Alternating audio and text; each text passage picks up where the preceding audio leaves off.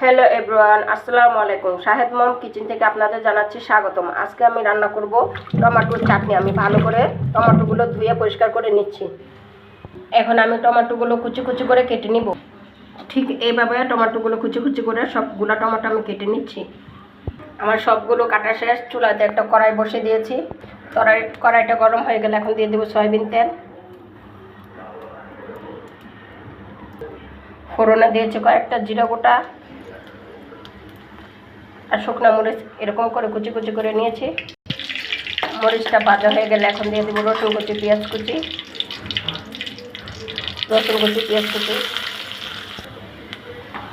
পেঁয়াজটা আমি লাল লাল করে ভেজে নিব।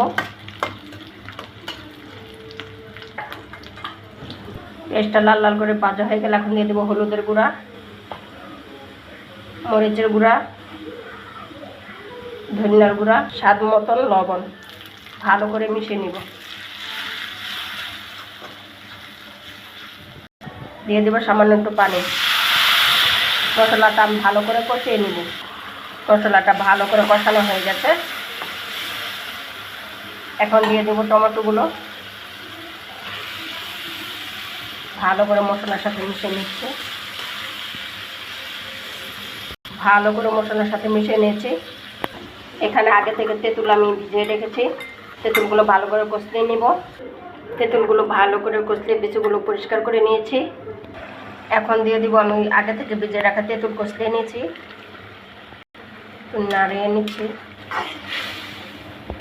এখন দিয়ে দেবো সামান্য একটু চিনি। টক মিষ্টি ঝাল খেতে কিন্তু মজাই লাগে।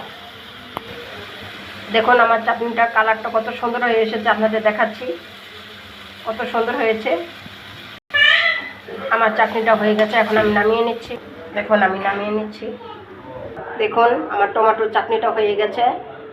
আপনাদের যদি টমেটো চাটনির রেসিপিটা ভালো লাগে লাইক, কমেন্ট এবং শেয়ার করে দিবেন। চ্যানেলটা সাবস্ক্রাইব করে দিবেন। আজকে এ পর্যন্ত। আল্লাহ হাফেজ।